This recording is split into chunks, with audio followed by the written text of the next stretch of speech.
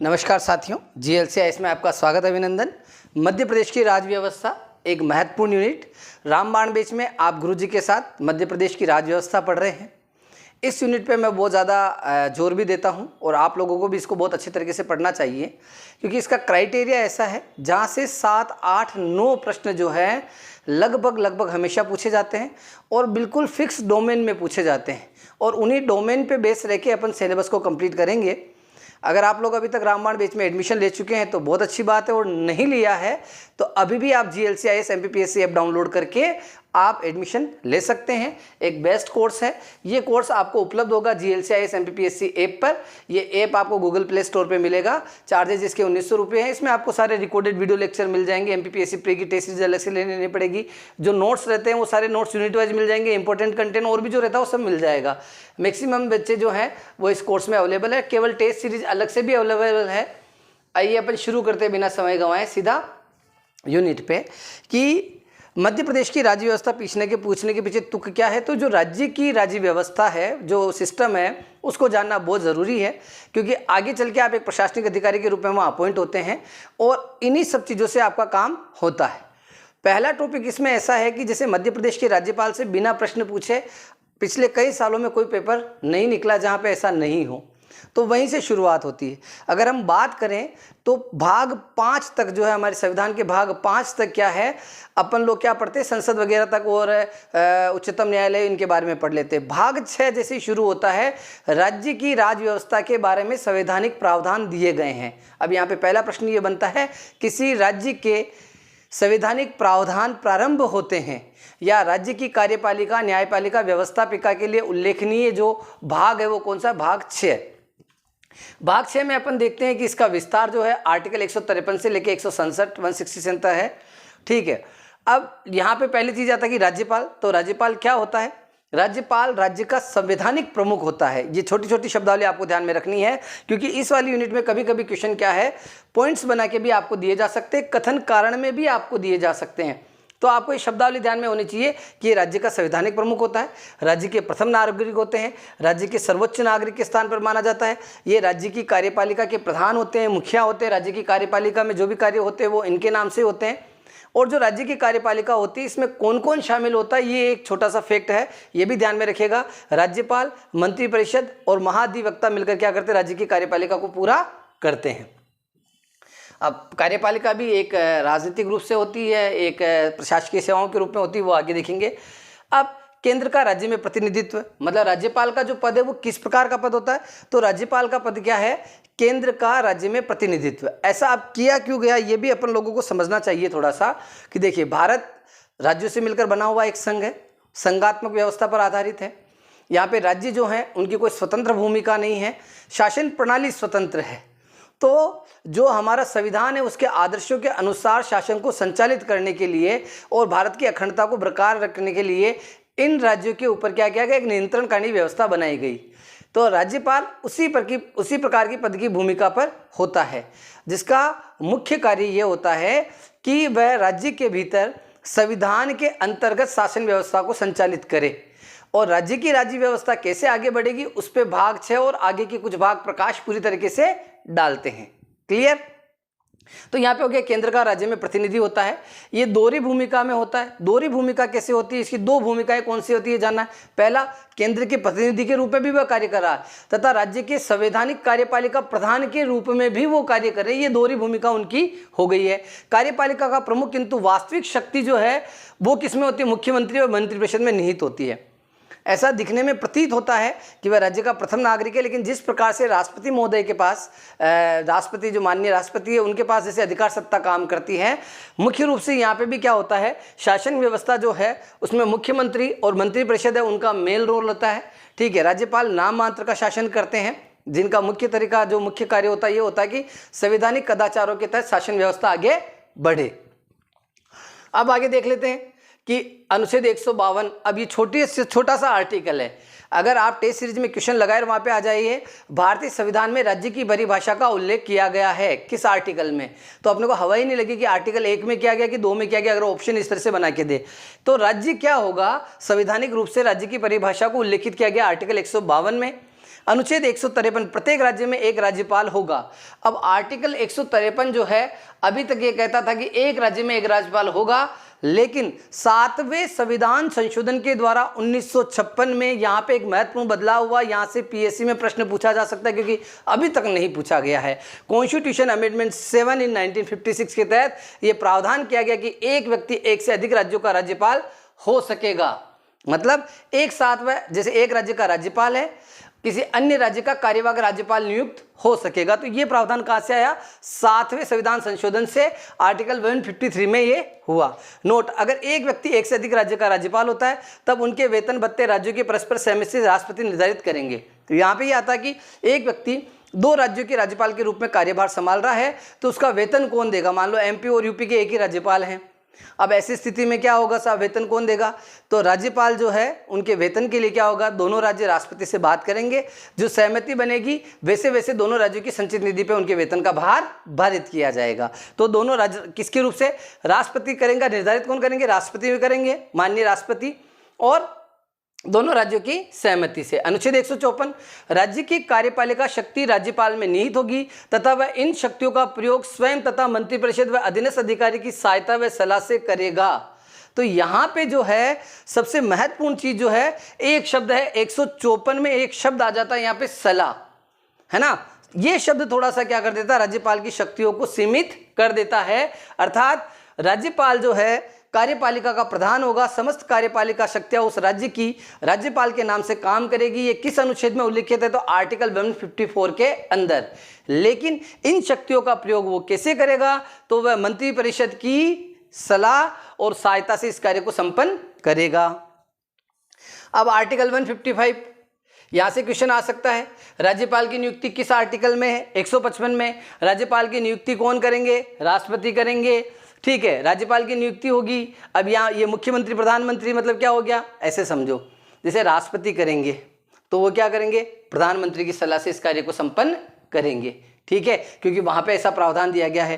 क्या राज्यपाल की नियुक्ति में उस राज्य के मुख्यमंत्री से किसी प्रकार का परामर्श किया जाता है? तो राज्यपाल की नियुक्ति में किसी भी राज्य के मुख्यमंत्री का परामर्श आवश्यक नहीं है।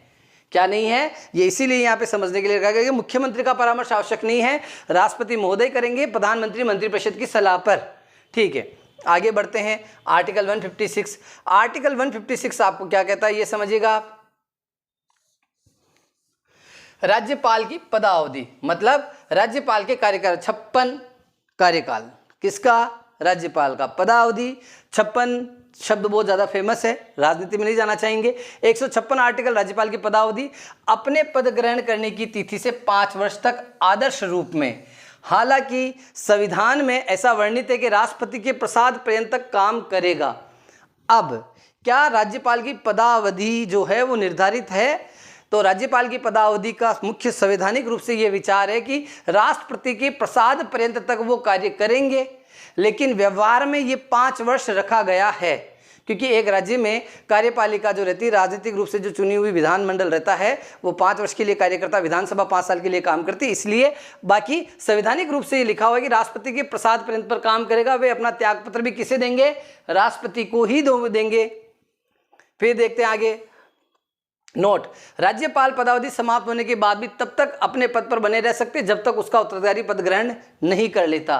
देखिए यहाँ पे भी बहुत इंपॉर्टेंट है। जैसे राष्ट्रपति के बारे में अपन ने पढ़ा था कि उनकी पदावधि 5 साल नियुक्त है, जिस मिनट पे वो पद का त्याग करते हैं उसी मिनट पे नए राष्ट्रपति अपॉइंट होते हैं। लेकिन राज्यपाल के संदर्भ में वो प्रसाद पर्यंत वाला शब्द है। इस कारण से जब तक उनका उत्तराधिकारी उस पोस्ट को ज्वाइन नहीं कर लेता तब तक वो उस पद पर माने जाएंगे, चाहे 5 साल से अधिक दिन निकल जाए, कम हो जाए, कोई दिक्कत नहीं। अब अनुच्छेद 157 देखिए आप। अनुच्छेद 157 क्या कहता है? राज्यपाल नियुक्त होने की अहर्ताएं। मतलब यहां पे देखो, अहर्ताएं तो आपको सब पता होगी बहुत अच्छे से, क्या क्या योग्यताएं होनी चाहिए उनकी। ठीक है, लेकिन यहां पे ये ध्यान रखना कि आर्टिकल 157 में क्या दिया गया है? राज्यपाल की अहर्ताएं। तो अपने को ऐसे, मैं तो ऐसे ही याद करता हूँ, राज्यपाल की योग्यताएं ज्ञात करनी तो 157 योग्यताएं होनी चाहिए राज्यपाल के लिए, 157 योग्यताएं होनी चाहिए राज्यपाल के लिए। इससे थोड़ा सा लॉजिकली याद हो जाता है। अकॉर्डिंग टू आर्टिकल 157 जो गवर्नर महोदय हैं उनकी क्या एबिलिटीज है अपॉइंटमेंट होने के लिए वो दी गई है। कौन कौन सी है? जैसे वो भारत के नागरिक होने चाहिए, अर्हताएं पूछी, निअर्हताएं नहीं है, ठीक है। राज्यपाल बनने के लिए व्यक्ति को जन्म से भारत का नागरिक होना आवश्यक नहीं है, ये इंपॉर्टेंट बात है यहाँ पे समझने वाली कि क्या किसी व्यक्ति को जन्म से नागरिक होना आवश्यक है? तो ऐसा नहीं है। वह व्यक्ति जो भारत का नागरिक है वो राज्य का राज्यपाल बनना जा सकता है, जन्म वाला बंधन यहाँ पे नहीं दिया है। और आयु के मामले में क्या है राज्यपाल के लिए आयु? तो राज्यपाल के लिए आयु दी गई है 35 वर्ष। आगे देखते हैं 158 में क्या दिया आर्टिकल में। आर्टिकल 158 ये कहता है राज्यपाल की पद की शर्तें, मतलब राज्यपाल पद की शर्तें कि ये शर्तें भी पूरी होनी चाहिए। कौन कौन सी शर्तें? राज्यपाल संसद या विधानमंडल के किसी भी सदन का सदस्य नहीं होना चाहिए। अगर वो किसी विधानमंडल का या संसद का सदस्य है तो वह राज्यपाल पद के लिए योग्य नहीं हो सकता। यह आर्टिकल 158 ये निर्बंध लगा हुआ है, मतलब रोक लगी हुई शर्त है। जैसे अपन करते हैं ना कि आपने ऐसा किया तो हम ऐसा करेंगे, शर्त हो जाती है, ऐसा हो गया फिर ये होगा तो ये शर्त हो गई। यदि कोई व्यक्ति जो संसद या विधानमंडल का सदस्य है तो फिर क्या होगा? उसे त्याग पत्र देना पड़ेगा, तभी जाकर क्या होगा, वह राज्यपाल के पद के लिए अपॉइंट हो पाएगा। एक साथ लाभ के दो पद धारण नहीं कर सकते। अनुच्छेद 161 ये बहुत महत्वपूर्ण है, क्षमादान की शक्ति। जिस प्रकार से राष्ट्रपति महोदय को आर्टिकल 72 में क्षमादान की शक्तियां दी गई है, उसी प्रकार से अनुच्छेद 161 में राज्यपाल को क्षमादान की शक्ति दी गई है। तो यहाँ पे सबसे इंपॉर्टेंट तो आर्टिकल ही है कि क्षमादान की शक्ति राज्यपाल की कहाँ वर्णित है? अनुच्छेद 161 में, ठीक है। क्या कर सकते हैं समाधान की शक्ति में? ये दंड आदेश को निलंबित कर सकते हैं, निलंबित, लघुकरण छोटा कर सकते हैं, परिहार आगे प्रलंबितन की भाई उसको समय से आगे बढ़ाया जा सकता है, निलंबित करना, जो भी चीज़ें हैं। लेकिन यहाँ से जो इंपॉर्टेंट क्वेश्चन है जिस पे मेरा फोकस है वो ये है, वो क्या है कि राज्यपाल को क्षमादान के जो दायरे हैं वो क्या है। क्या राज्यपाल मृत्युदंड को माफ करने का अधिकार रखते हैं? तो नहीं, मृत्युदंड वाले जो दंड होंगे वो सीधे राष्ट्रपति को ही प्रेषित होंगे, मृत्युदंड पर उसको ये अधिकार प्राप्त नहीं है। सैन्य अदालतों के मामले क्या यहाँ लाए जा सकते हैं? तो सैन्य अदालतों के मामले भी जो है राष्ट्रपति तक ही जाएंगे, यहाँ पे इनको प्रस्तुत नहीं किया जा सकता। फिर आगे, सैन्य अदालतों के मामलों पर दंड माफी का अधिकार नहीं। फिर राज्य विधि से संबंधित अपराधों के मामले में क्षमादान की शक्ति है। अब ये बहुत बड़ी बात है, राज्य विधि से संबंधित। राज्य विधि से संबंधित मतलब क्या हो गया? जैसे राज्य का एक संवैधानिक दायरा है जिसमें वह कानून निर्मित करता है, तो उससे संबंधित अगर कोई अपराध है तो उन मामलों में क्षमादान की शक्ति राज्यपाल को प्राप्त है। नेक्स्ट आगे बढ़ते हैं अपन लोग बेटा। अब ये अनुच्छेद 361 ये थोड़ा विशेष रूप से ध्यान रखने लायक है, इंपॉर्टेंट भी है।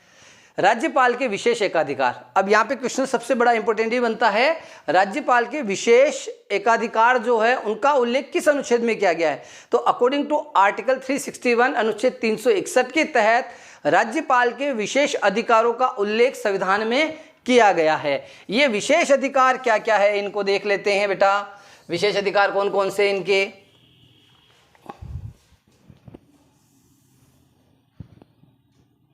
विशेष अधिकार कौन कौन से हैं?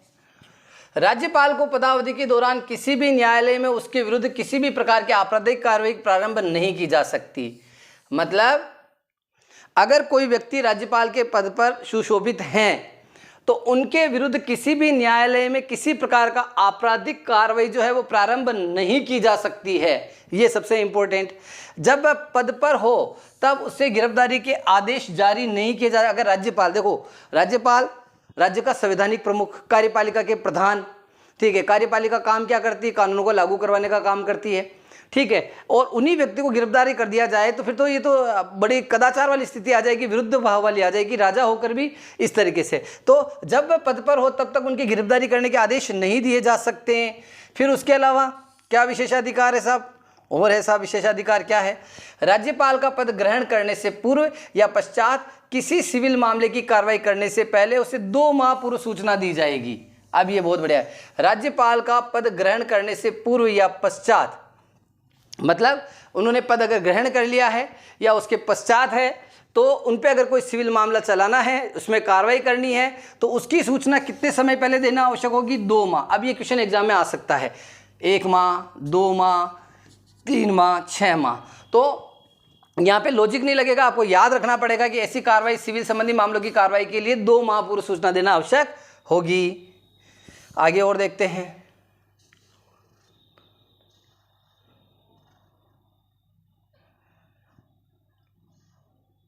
वो लाभ के पद वाली बात रह गई है कि भाई ऐसा है कि जब वो राज्यपाल अपॉइंट हो तो उस समय क्या है कि वो किसी लाभ के पद पर ना हो, राज्य विधानमंडल या संसद से वो त्यागपत्र दे चुके हों, वो वाली बात वहाँ बाकी रह गई थी।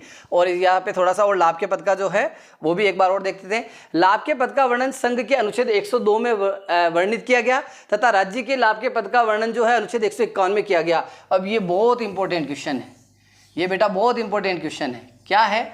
लाभ का पद। जैसे हमारे भारत में ऐसी व्यवस्था है कि कोई भी व्यक्ति एक ही संवैधानिक पद को धारण कर सकता है, ठीक है, वह किसी अन्य दूसरे लाभ के पद पर मौजूद नहीं रह सकता है। तो इसका वर्णन क्या किया गया है? तो संघ की राज व्यवस्था के लिए लाभ के पद का उल्लेख अनुच्छेद 102 में किया गया है, वहीं राज्य के संदर्भ में इसका उल्लेख आर्टिकल 151 में ही कर दिया गया है। फिर राज्यपाल को ऐसी उपलब्धियां, विशेषाधिकार तथा भत्ते प्राप्त होंगे जो संसद निर्धारित करे। मतलब राज्यपाल के वेतन भत्ते और निर्धारित जो है करने का अधिकार समय समय पर किसके पास होता है? संसद के पास। जब तक संसद ये निर्धारित नहीं करती तब तक वेतन भत्ते संविधान की दूसरी अनुसूची के तहत दिया जाएगा। अगर मान लो संसद उनके वेतन भत्तों पर कोई कार्रवाई नहीं करी, उनको निर्धारित करने पर कोई काम ही नहीं करी, घटा बढ़ाई नहीं रही है, तो ऐसी स्थिति में क्या किया जाएगा? तो अनुसूची 2 जो है उसमें पता है कि वेतन भत्ते जो शर्तें हैं वो वहां दी गई है, तो अनुसूची 2 के तहत इनके वेतन भत्ते निर्धारित होंगे। फिर पदावधि के दौरान सेवा शर्तों में अलाभकारी परिवर्तन नहीं होगा। मतलब जैसे क्या हुआ, जिस शर्तों पे आपको राज्यपाल अपॉइंट किया गया है, आपकी सेवा के दौरान ऐसा कोई परिवर्तन नहीं किया जाएगा जिससे राज्यपाल को हानि हो। वो चीजें यहाँ पे मेंशन की गई है। ये चीजें देखो बारीक बारीक है, थोड़ी एग्जाम में याद रखनी पड़ेगी। फिर अनुच्छेद 159 राज्यपाल की शपथ। अब यहाँ से क्वेश्चन है, अभी आरएस प्री में ऐसा क्वेश्चन आया था एक बहुत जबरदस्त, आप देखिएगा आरएस प्री का पेपर 1 अक्टूबर को हुआ, अभी कुछ समय पहले। राज्यपाल पद ग्रहण करने से पूर्व उच्च न्यायालय के मुख्य न्यायमूर्ति के सामने शपथ लेते हैं। मतलब उनकी शपथ का जो है दायित्व कहाँ पे है? उच्च न्यायालय के सर्वोच्च न्यायाधीश। मुख्य न्यायाधीश की अनुपस्थिति होने पर उच्चतम न्यायालय के वरिष्ठतम के समक्ष भी शपथ ली जा सकती है। मतलब अगर उच्च न्यायाधीश नहीं है हाई कोर्ट के, तो ऐसी स्थिति में हाई कोर्ट के अन्य वरिष्ठ न्यायाधीश इस कार्य को संपन्न करेंगे। ऐसा कंडीशनल क्वेश्चन भी एग्जाम में आपसे पूछा जा सकता है। अनुच्छेद 160 क्या कहता है? कुछ आकस्मिकताओं में राज्यपाल के कर्तव्यों का निर्वहन। ऐसी स्थिति में राज्यपाल के कर्तव्यों का निर्वहन करने के लिए राष्ट्रपति उपसंघ कर सकेंगे।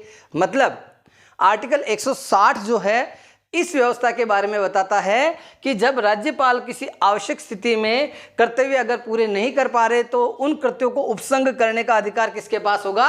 राष्ट्रपति के पास। अब वो इसको कैसे करवाते हैं ये राष्ट्रपति महोदय पर निर्भर करता है। तो 160 में ये बात, अब यहां से क्वेश्चन यही बनेगा कि राज्य के कृत्यों का निर्वहन करने के लिए राष्ट्रपति उपसंघ कर सकता है, किस अनुच्छेद के तहत? तो वो कर सकते हैं अनुच्छेद 160 के तहत। अब अगला, राज्यपाल अपने पद की शक्तियों का प्रयोग तथा कर्तव्य पालन के लिए किसी न्यायालय के प्रति उत्तरदायी नहीं होगा। अब ये एक बहुत इंपॉर्टेंट फैक्ट, इसको एक बार आप रीडिंग लगाओ।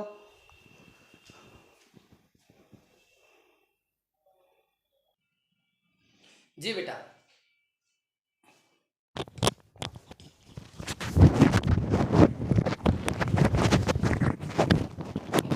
राज्यपाल अपने पद की शक्तियों का प्रयोग तथा इसके कर्तव्य पालन के लिए क्या करेंगे? न्यायालय के प्रति उत्तरदायी नहीं होंगे। न्यायालय के प्रति उत्तरदायी क्यों नहीं होंगे साहब? ये सोचने वाली बात है। तो उनको शक्ति कहाँ से प्राप्त हो रही है? संविधान से। तो ये क्वेश्चन एग्जाम में पूछा जा सकता है, थोड़ा सा इसको समझना भी पड़ेगा आप लोगों को। एक बार आप रीडिंग लगाओ। राज्यपाल अपने पद की शक्तियों का प्रयोग तथा कर्तव्य पालन के लिए किसी न्यायालय के प्रति उत्तरदायी नहीं होगा। मतलब नहीं होगा, इस बार ने न्यायालय के प्रति वो लायबल नहीं होगा कि शपथ दिला रहे तो उनके प्रति लायबल है तो नहीं होगा। अब राज्यपाल की कार्यकारी शक्तियां, राज्य की कार्यपालिका शक्तियां राज्यपाल के नाम से होती हैं। मुख्यमंत्री तथा मुख्यमंत्री की सलाह से मंत्रिपरिषद की नियुक्ति व उन्हें पद की गोपनीयता की शपथ दिलाना भी राज्यपाल के हाथ में है। नोट, अब ये समझ लो, यहाँ से क्वेश्चन बनते बेटा जितने भी नोट है, मुख्यमंत्री को अलग से शपथ नहीं दिलाई जाती है, वह मंत्रिपरिषद के रूप में शपथ लेता है। मतलब जैसे केंद्र में अपन देखते हैं प्रधानमंत्री एक सांसद के रूप में मंत्रिपरिषद के रूप में शपथ लेते हैं, उसी प्रकार से मुख्यमंत्री पद की अलग से कोई शपथ नहीं होती है, वह मंत्रिपरिषद के रूप में शपथ लेते हैं। राज्य के उच्च अधिकारी जैसे मुख्य सचिव, महाधिवक्ता, आयोग के अध्यक्ष और सदस्य की नियुक्ति भी किसके द्वारा? राज्यपाल के द्वारा। उच्च न्यायालय में न्यायाधीश की नियुक्ति के समय राष्ट्रपति से परामर्श लेते हैं। अब ये क्वेश्चन अभी एग्जाम में आया था आरएस प्री में कुछ समय पहले, जो अभी लास्ट वाली हुई थी 2023 की एग्जाम, उसमें ये पूछा गया था कि उच्च न्यायालय में न्यायाधीश की नियुक्ति में किस किस का परामर्श आवश्यक है, किस किस का रोल रहता है? तो 3 लोगों का रोल रहता है। मतलब उच्च मुख्य न्यायाधीश की नियुक्ति होती है, उसमें 2 लोगों का रोल, राष्ट्रपति और उक्त राज्य के राज्यपाल। और अगर अन्य न्यायाधीश की नियुक्ति हो रही है हाईकोर्ट में तो 3 लोग, राष्ट्रपति, राज्यपाल और उच्च न्यायालय के मुख्य न्यायमूर्ति, इन 3 लोगों की। तो वो क्वेश्चन पूछा गया था।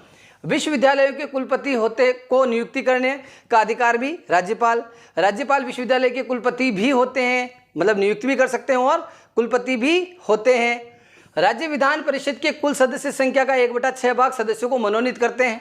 अगर किसी राज्य में द्विसदनीय विधानमंडल है, अर्थात विधानसभा के साथ उस राज्य में विधान परिषद भी गठित कर रखी है, जो कि राज्यों की स्वेच्छा पर निर्भर करता है, राज्यों की इच्छा पर निर्भर करता है, तो ऐसी स्थिति में वहाँ 1/6 भाग जो है उसको मनोनीत करने की शक्ति किसके पास होती है? राज्यपाल की। अब यहाँ पे बारीकी से समझिएगा, जैसे हमारे केंद्र में राज्यसभा व लोकसभा होती है, लेकिन वहाँ पे अनिवार्य रूप से राज्यसभा को रखा गया है, ठीक है। लेकिन राज्यों में ये दिया गया है कि राज्य चाहे तो विधानमंडल में क्या कर सकते हैं? विधान परिषद को ला सकते हैं, जिसका वो प्रस्ताव पारित करके केंद्र से अनुमति लेके लाएं, ठीक है। अगर वहाँ पे विधानमंडल में विधान परिषद भी मौजूद है, विधानसभा के अलावा, मतलब द्विसदन है, तो उसमें कुल कितने सदस्य राज्यपाल द्वारा मनोनीत किया जाएगा? तो विधान परिषद में उसके द्वारा मनोनीत किए जाने सदस्य, उसकी कुल संख्या का 1/6 भाग होगा। किसकी? विधान परिषद की कुल संख्या का 1/6 भाग जो है राज्यपाल मनोनीत करेंगे।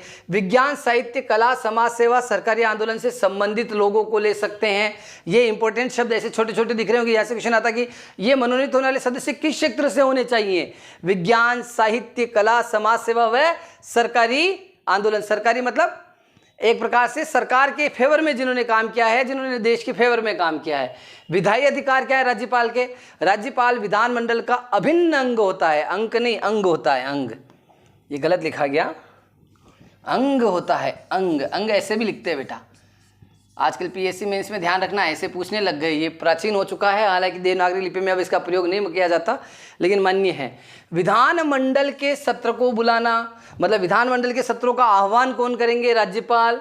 विधानमंडल के सत्र का समापन या अवसान कौन करेंगे? राज्यपाल। संयुक्त अधिवेशन की स्थिति है तो उसको बुलाने का संयुक्त अधिवेशन कौन बुलाएगा? राज्यपाल बुलाएंगे, जैसे अपने संसद में होता वैसे ही। वर्ष के प्रथम सत्र में विधानमंडल में संबोधन, तो अब यहाँ पे क्वेश्चन आ गया कि राज्यपाल द्वारा कब किया जाता है विधानमंडल में संबोधन? तो वर्ष के प्रथम सत्र में। प्रत्येक आम चुनाव के पश्चात प्रथम बैठक को संबोधित करना, प्रथम आम चुनाव के बाद प्रथम बैठक को संबोधित कौन करेंगे? राज्यपाल महोदय करेंगे। अध्यादेश जारी करने की शक्ति, ये बहुत इंपॉर्टेंट, जैसे अनुच्छेद 123 1, 2, 3 राष्ट्रपति महोदय को अध्यादेश जारी करने की शक्ति प्राप्त है, वैसे अनुच्छेद 213 में राज्यपाल को अध्यादेश जारी करने की शक्ति प्राप्त है। अध्यादेश क्या होता है? जब सत्र आहूत ना हो, विधानमंडल आहूत ना हो, विधानसभा आहूत ना हो, ऐसी स्थिति में मंत्रिपरिषद की सलाह पर आवश्यक किसी कानून को लाने के लिए राज्यपाल अध्यादेश जारी करने की शक्ति रखते हैं, जो अगले 6 माह तक कानून के रूप में काम करेगा, या सत्र प्रारंभ होने पर अगले 14 दिवस में, जो भी एक समय अवधि, मुझे याद नहीं आ रहा एग्जैक्ट, अभी उस जगह जाना भी नहीं चाह रहा मैं, वो अलग विषय में आएगा, तो वहाँ उस समय तक क्या करना होगा? उसे एक कानून के रूप में पारित करना होगा। तो अध्यादेश जारी करने की शक्ति जो कहाँ है? अनुच्छेद 213। जब विधानमंडल का सत्र नहीं चल रहा हो, वह राज्यपाल को लगे कि किसी विषय पर तत्काल कार्रवाई की आवश्यकता है, दोनों सदनों में से एक सदन भी अनुपस्थित हो, तब राज्यपाल किसी विधि के संदर्भ में अध्यादेश जारी कर सकता है। जैसे मान लो किसी राज्य में दोनों है, विधान परिषद भी, विधानमंडल भी है, कब कर सकते हैं? अगर एक सदन नहीं चल रहा है, मतलब वो कानून नहीं बन पाएगा, तो ऐसी स्थिति में अगर एक सदन चल भी रहा है, एक सदन का सत्र और दूसरे सदन का सत्र नहीं चल रहा, तो भी ला सकते हैं। ऐसे अध्यादेश को 6 सप्ताह के भीतर विधानमंडल द्वारा स्वीकृति देना अनिवार्य है। जैसे अध्यादेश अगर कोई बनाया गया है, राज्यपाल के द्वारा पारित किया गया है, तो कितने समय के भीतर विधानमंडल को स्वीकृति देना आवश्यक है, अनिवार्य है। तो अगर 6 सप्ताह में उस अध्यादेश पे अनुमति मिल जाती है तो वह अध्यादेश कानून के रूप में काम करता रहेगा, और अगर 6 सप्ताह में नहीं दी जाती है तो वह कानून काम नहीं करेगा। यहाँ पे अपन केस देख लेते हैं। केस 1, अगर विधानमंडल 6 सप्ताह के भीतर अध्यादेश पर स्वीकृति नहीं देता है तो अध्यादेश की वैधता समाप्त हो जाएगी, वह इलीगल हो जाएगा। केस 2, अगर स्वीकृति देता है तो 6 माह के भीतर उस अध्यादेश पे कानून बनाना अनिवार्य है। ऐसा नहीं कि स्वीकृति दे दी तो एक कानूनी बन गया, 6 माह के भीतर विधानमंडल को क्या करना पड़ेगा, उस पर कानून पास करना पड़ेगा। ये टाइम अवधि बेटा अच्छे से ध्यान में रख लेना। राज्यपाल के विधेयकों पर निम्न प्रतिक्रिया व्यक्त कर सकते हैं कि विधानमंडल में, विधानसभा में जो आपने, या तो एक सदन ही है तो अपन विधानसभा पे बात करेंगे, विधानसभा में कोई कानून बन रहा है तो उस पर राज्यपाल जो है वो क्या एक्शन ले सकते हैं। तो जैसे यहाँ पे आपने को पता है कि राज्य में क्या होता है, राज्यपाल प्लस विधानमंडल मिलकर कानून बनाते हैं। मध्य प्रदेश के संबंध में क्या हो गया कि विधानमंडल एक है, विधानसभा, तो राज्यपाल और विधानसभा मिलकर उस कानून को बनाते हैं। अब विधानसभा ने कोई विधेयक पारित किया तो वहाँ पे राज्यपाल के पास क्या होता है, या तो वो स्वीकार कर लेंगे कि हाँ कानून बनाओ, या अस्वीकार कर देंगे कि नहीं बनाओ, पुनः विचार के लिए लौटा दें कि साहब आप एक काम करो, इस पर वापस विचार करो, कुछ समझ नहीं आ रहा, कुछ चीज़ें ठीक करो, या राष्ट्रपति के लिए संरक्षित रख दे कि वो बोले कि ये विषय बड़ा गंभीर है, इस पर संवैधानिक समझ के लिए राष्ट्रपति महोदय के लिए भेजा जाएगा। तो 4 एक्शन वो ले सकते हैं। अगर पुनर्विचार के पश्चात विधेयक पर हस्ताक्षर करने के लिए राज्यपाल बाध्यकारी, मतलब यहाँ पे एक इंपॉर्टेंट बात होगी, पुनर्विचार के लिए अगर विधानसभा में भेजा गया है और विधानसभा दूसरी बार उसे पुनः राज्यपाल के पास भेज देती है तो यहाँ पे राज्यपाल की बाध्यता हो जाती है कि उन्हें हस्ताक्षर करना पड़ेगा। अब वो इनमें से कोई और एक्शन काम में नहीं ले सकते हैं। फिर विधि का प्रश्न होने पर या उच्च न्यायालय की जो भी संविधानपूर्वक नीति होने पर टकराव हो, ऐसा कोई भी ऐसा टकराव है तो क्या है कि ऐसी स्थिति में वो क्या कर सकते हैं, विधायक को, जो विधेयक है उसको क्या कर सकते हैं, राष्ट्रपति के लिए संरक्षित रख सकते हैं। धन विधेयक पर राज्यपाल के हस्ताक्षर करने के लिए बाध्य होता है क्योंकि ये राज्यपाल की पूर्व अनुमति से निकलकर सदन या विधानमंडल की अनुमति में लाया जाता है। मतलब ऐसा, जब राज्य विधानमंडल में, राज्य विधानसभा में धन विधेयक आता है तो धन विधेयक राज्यपाल की पूर्व अनुमति से ही आता है, पहले उनकी परमिशन होती फिर ही धन विधेयक आता है। इस कारण से उस पर राज्यपाल के हस्ताक्षर की बाध्यता मौजूद है कि जब धन विधेयक विधानसभा पारित कर देगी तो उन्हें साइन करना ही पड़ेगा क्योंकि पहले उनसे परमिशन ले ली गई थी। ऐसा वित्तीय अधिकार प्रत्येक वर्ष वित्त मंत्री को विधानमंडल में वार्षिक वित्तीय विवरण प्रस्तुत करने के लिए कहते हैं, ये उनके वित्तीय अधिकार। धन विधेयक राज्यपाल की पूर्व अनुमति से ही पेश किया जाता है। राज्यपाल की अनुमति के बिना अनुदान की व्यवस्था किसी मांग को विधानमंडल के प्रमुख में नहीं रखा जा सकता। मतलब कोई भी धन की मांग है, अनुदान की मांग है तो राज्यपाल की अनुमति आवश्यक रहेगी, ये भी उनकी शक्ति है। राज्य की संचित निधि से धन निकालने की व्यवस्था पर राज्यपाल की संतुष्टि से राज्य विधानमंडल बिल पारित किया जाएगा। मतलब अगर आपके राज्य की संचित निधि से कोई धन निकालना है तो उसमें राज्यपाल का पावर जो है वो रहेगा। आकस्मिक निधि से धन निकालना है तो राज्यपाल के अधिकार क्षेत्र में वह आता है। अब क्वेश्चन ऐसा आएगा, क्या राज्य की आकस्मिक निधि से अगर राज्य को धन निकालना है तो राज्यपाल की अनुमति आवश्यक है? हाँ, नहीं, विधानमंडल के बाद ऐसा तो बिल्कुल आवश्यक है, हाँ, है ना। राज्य वित्त आयोग का गठन राज्यपाल द्वारा किया जाता है। अब राज्य वित्त आयोग ये पंचायती राज अधिनियम है, उसमें अपन अच्छे से, बहुत अच्छे से पढ़ेंगे। केवल यहाँ पे इतना सा पढ़ लेना कि राज्य वित्त आयोग गठन करने का जो अधिकार है वो राज्यपाल को होता है, ये भी इनकी शक्ति में है। अब राज्यपाल की आपातकालीन शक्तियाँ, आपातकालीन शक्ति जब राज्यपाल को लगे कि राज्य में संवैधानिक उपबंधों का पालन नहीं हो रहा इसीलिए वो अपॉइंट है, तब ऐसी स्थिति में राष्ट्रपति को प्रतिवेदन भेजेंगे। वो प्रतिवेदन भेजेंगे अनुच्छेद 356 के तहत, तथा राष्ट्रपति को राज्य के कर्तव्य निर्वहन के लिए कह सकते हैं।